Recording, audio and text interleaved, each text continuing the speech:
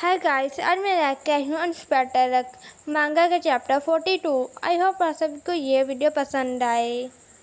Chapter के starting में वे linen किसी को मैसेज करके कह रही थी, मेरी क्रू में एक बहुत ज़्यादा हैंडसम बॉय है, एक एक्टर है, न्यू एक्टर, उसका नाम रियांशु है। उसे चैन रूई ने ढूंढा था।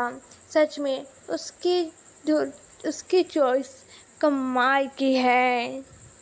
वो रियांशु की ओर देखती है और वो अपने मन में कहने लगती है, मैंने इसके बारे में कुछ अच्छी चीज़ें सुनी हैं।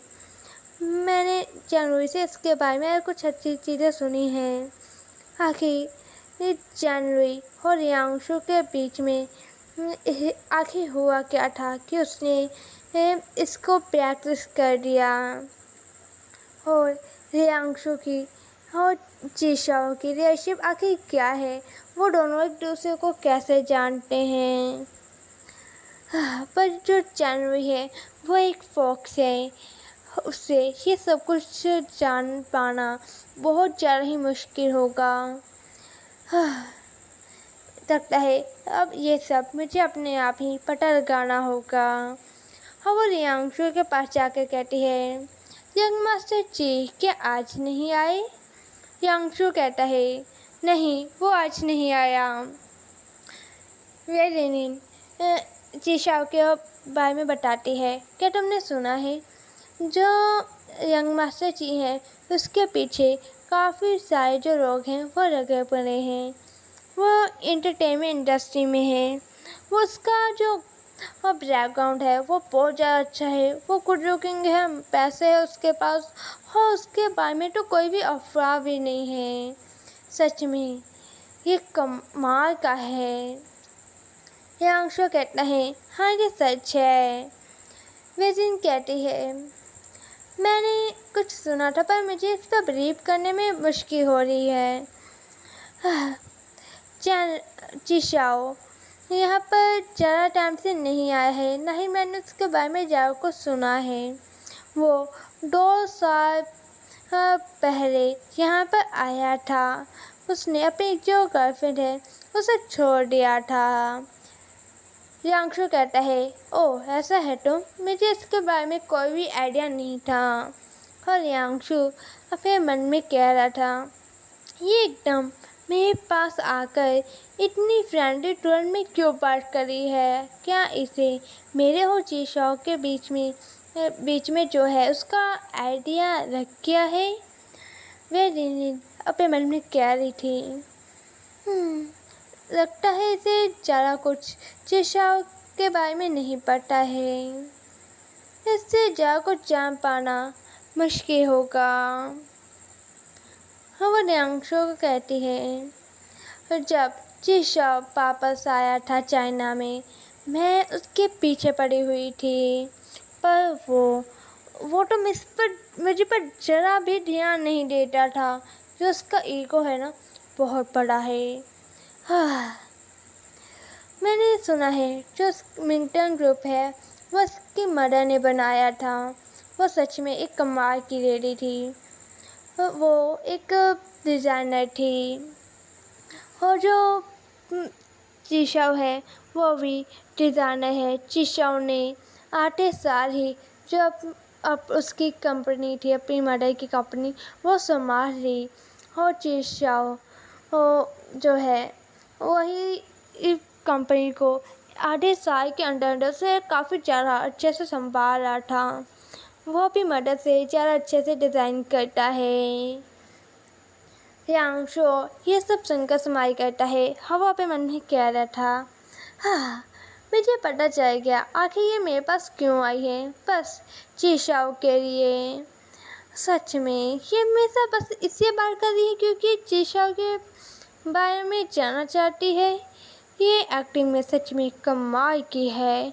हाँ, मुझे कोई भी हैरानी की बात नहीं है कि इसे इतना अच्छा रोल कैसे मिल गया। और फिर शूटिंग स्टार्ट होती है। शूटिंग के स्टार्टिंग में वे दिन कुछ ढूंढ रही थी। हाँ, वो यांगशो को कहती है, रू मिनचिंग, क्या तुमने मेरी चीज़ों को हराया है? मैं जियांग चीजिंग का जो कॉन्टैक्ट नंबर है वो नहीं ढूंढ पा रही हूँ। यांगशो कहता है, मैं है जो तुम्हारा डेस्क था वो बहुत ज़्यादा बिखरा हुआ था, इसलिए मैं तुम्हारी हेल्प करना चाहता था। जब तुम मीटिंग में गई थी तो मैंने कर दिया। वे दीदी गुस्से से कहती है, आगे से मेरी चीज़ों को हाथ में लगाना, ठीक है? ये सुनकर यांगशो कहता है, मैं बस तुम्हारी हेल्प कर रहा था, मैं तुम्हारी ढूंढने में हेल्प कर देता हूँ। ये सुनकर डॉक्टर वो कट करते हैं, वो कहते हैं, रियांशु, आखिर तुम इतने ज़्यादा उदास को लग रहे हो अभी। और वो रियांशु के पास जाकर कहता है, रियांशु, अभी जो रूम इंजिंग है वो इनोइंग क्यों था? जो कियन है चांकी वेजिन, वो उसका एक कॉन्टैक्ट नंबर वो गुम किया है। और तुम उस ये स्पाई में बहुत ज़्यादा उदास हो, जो मिंचिंग उदास है। यांगशो कहता है, रू मिंचिंग के काफ़ी ज़्यादा अच्छे इंटेंशन थे उसका जो डेस्क है वो साफ़ करने के लिए, और अब वो कह रही है कि उसकी चीज़ों को कभी भी टच मत करना। आपको नहीं लगता इसमें रू मिंचिंग को थोड़ा सा तो अननोइंग होना चाहिए? और क्यों चौकियन वही शर्जिंग का जो कॉन्टैक्ट नंबर वो ढूंढ रही है, ये क्या कर नहीं है?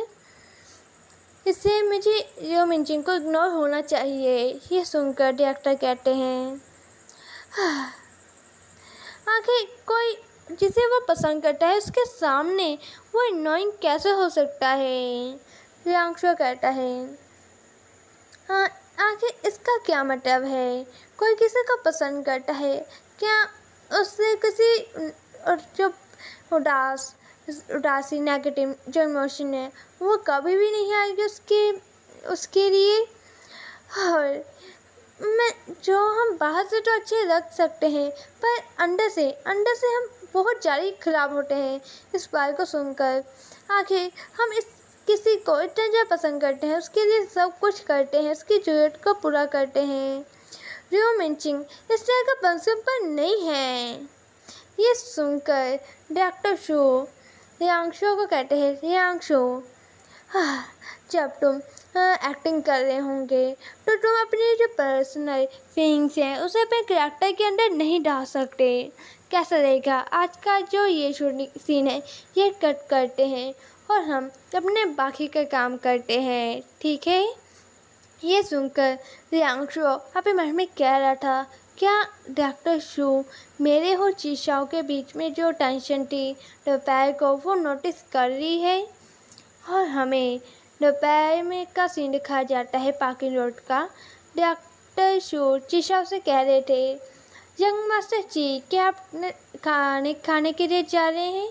क्यों ना आप जो क्यों मेंबर्स हैं हमारे साथ जान के बैठ कर खाएँ, कैसा रहेगा?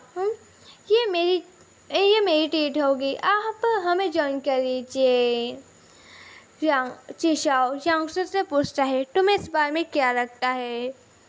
यांगशो कहता है, मैं ठीक हूँ, मुझे चलेगा। चीशाओ कहता है डॉक्टर शू से, मेरे ख्याल से किसी और टाइम मेरा लंच का प्लान है पहले ही किसी के साथ।